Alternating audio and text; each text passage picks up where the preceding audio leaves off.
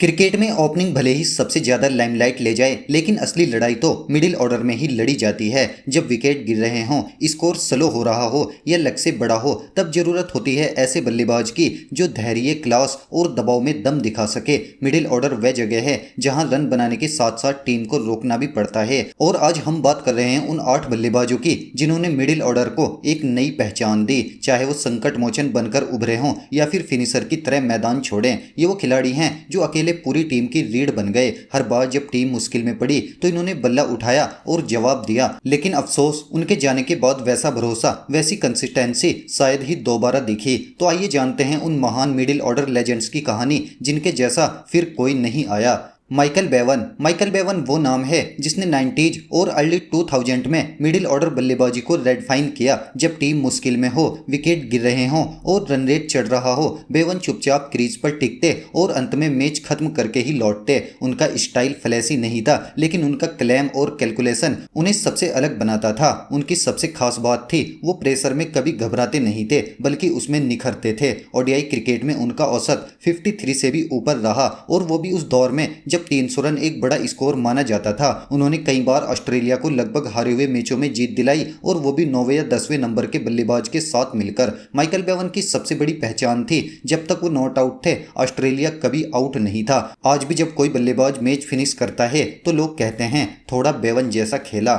मोहम्मद यूसुफ, जब मोहम्मद यूसुफ क्रीज पर होते थे तो ऐसा लगता था जैसे कोई शायर मैदान में उतर गया हो। उनकी बैटिंग में न शोर था, न शो ऑफ, सिर्फ क्लास, टाइमिंग और मैदान के हर कोने में रन। पाकिस्तान के लिए खेलने वाले कई आक्रामक बल्लेबाज हुए, लेकिन यूसुफ ने मिडिल ऑर्डर में एक शांति भरा भरोसा दिया। 2006 में उन्होंने एक कैलेंडर ईयर में सबसे ज्यादा टेस्ट रन बनाए, जो आज भी एक वर्ल्ड रिकॉर्ड है। उनकी कलाइयों का जादू, लेट कट और इनसाइड आउट कवर ड्राइव, हर शॉट में नजाकत थी। वो संकट के समय टीम की रीढ़ बनते थे और बड़े मौकों पर कभी पीछे नहीं हटते थे। यूसुफ ने पाकिस्तान को न जाने कितनी बार बुरी स्थितियों से बाहर निकाला, और वो भी इतनी शांति से कि दर्शक समझ ही नहीं पाते कि मैच कब पलट गया। आज भी फैंस कहते हैं ऐसा क्लासिक मिडिल ऑर्डर बल्लेबाज फिर नहीं आया। युवराज सिंह सिर्फ एक बल्लेबाज नहीं, एक इमोशन थे। जब वो क्रीज पर आते तो दर्शकों की उम्मीदें दोगुनी हो जाती थी, क्योंकि उन्हें पता था कि अब कुछ धमाकेदार होने वाला है। युवराज ने भारतीय मिडिल ऑर्डर को स्टेबिलिटी प्लस एक्सप्लोसिवनेस का एक मिश्रण दिया जो उससे पहले शायद ही किसी ने दिया हो। 2000 का दौर उनका था जब टीम इंडिया को एक बल्लेबाज की तलाश थी जो न सिर्फ विकेट गिरने के बाद संभाले, बल्कि आखिरी ओवरों में तूफान भी ला सके। और युवराज ने यह भी भूमिका निभाई, पूरे दिल, जुनून और स्टाइल के साथ। 2007 टी20 वर्ल्ड कप में 6 गेंदों पर 6 छक्के, 2011 वर्ल्ड कप में प्लेयर ऑफ द टूर्नामेंट, उन्होंने मिडिल ऑर्डर को जीत की मशीन बना दिया। सबसे खास बात, वो दबाव में निखरते थे। चाहे सामने ऑस्ट्रेलिया हो या पाकिस्तान, युवराज क्रीज पर होते तो विरोधी टीम को डर लगने लगता था। उनके बाद कई आए, लेकिन ऐसी फिनिशिंग, ऐसा फ्लेयर और वैसा इंपैक्ट दोबारा कभी नहीं दिखा। युवराज सिंह मिडिल ऑर्डर का वो शेर थे जिसकी दहाड़ आज भी गूंजती है।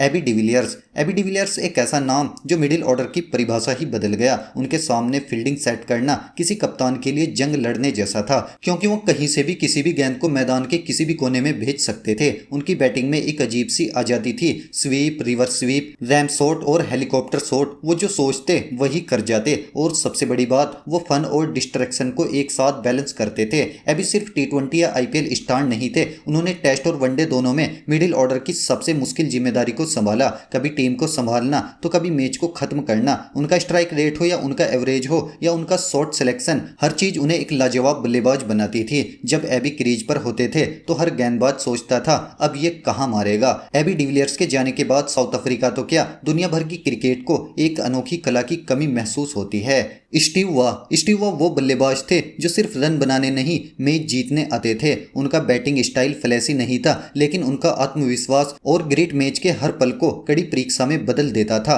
खासकर जब टीम परेशानी में हो। ऑस्ट्रेलिया की मिडिल ऑर्डर को उन्होंने एक मेंटल थॉटनेस और लड़ने का मिजाज दिया, जहां हार कोई विकल्प नहीं था। उन्होंने कई बार अपनी टीम को गहरे संकट से निकालकर जीत दिलाई, खासतौर पर 1999 वर्ल्ड कप में उनके शतक और सेमीफाइनल में साउथ अफ्रीका के खिलाफ उनकी क्लैम फिनिशिंग।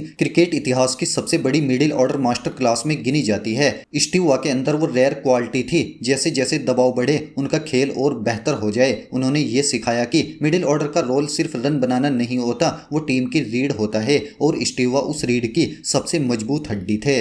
अरविंदा डिसिल्वा। जब बात मिडिल ऑर्डर की होती है तो अरविंदा डिसिल्वा का नाम अक्सर अंडररेटेड रह जाता है, लेकिन जो लोग 90s का क्रिकेट जानते हैं वो जानते हैं कि श्रीलंका की सफलता की नींव इसी खिलाड़ी ने रखी थी। उनकी बैटिंग में एक शानदार मिश्रण था, एलिगेंस, टाइमिंग, टेम्परामेंट और एग्रेशन। वो टीम के सबसे मुश्किल हालात में आते थे और गेंदबाजों की सबसे कठिन चुनौतियों से खेल जाते थे, वो भी पूरे आत्मविश्वास के साथ। 1996 वर्ल्ड कप फाइनल को कौन भूल सकता है। एक ही मैच में शतक प्लस 3 विकेट, उन्होंने फाइनल अकेले अपने नाम कर लिया और श्रीलंका को पहली बार वर्ल्ड चैंपियन बना दिया। अरविंदा न फलेसी थे न सोशल मीडिया वाले स्टार, लेकिन जब टीम को जरूरत होती थी वो हमेशा सबसे आगे खड़े होते थे। आज जब श्रीलंका मिडिल ऑर्डर में स्थिरता खोजता है तो हर बार एक नाम याद आता है, अरविंदा डिसिल्वा, वो खिलाड़ी जिसके जैसा फिर कोई नहीं आया। मिसबाउल हक। जब बाकी बल्लेबाज शोर मचा रहे होते थे ये खिलाड़ी चुपचाप अपना काम कर रहा होता था और वही सबसे ज्यादा असर करता था। पाकिस्तान टीम जो अक्सर अनिश्चितताओं और उतार चढ़ाव से जूझती रही, उसे मिसबा के रूप में एक संभालने वाला दिमाग और स्थिर दिल मिला। वो मिडिल ऑर्डर में आते और टीम को ठहराव देते। उनकी टेक्निक मजबूत थी, मानसिकता और भी मजबूत। 2007 T20 वर्ल्ड कप फाइनल भले ही उनके एक शॉट के लिए याद किया जाए, लेकिन इससे पहले उन्होंने पूरे टूर्नामेंट में पाकिस्तान की बल्लेबाजी की रीढ़ का काम किया। वो ना फलेसी थे ना एग्रेसिव दिखते थे, लेकिन जब मुश्किल हालात होते तो सब मिसबा की तरफ ही देखते थे। उनकी सबसे बड़ी ताकत थी अपने इमोशंस को कंट्रोल करना और मैदान पर स्थिति को। मिसबा के बाद पाकिस्तान को कई बल्लेबाज मिले, लेकिन उस जैसी ठहराव देने वाली प्रेजेंस फिर नहीं मिली।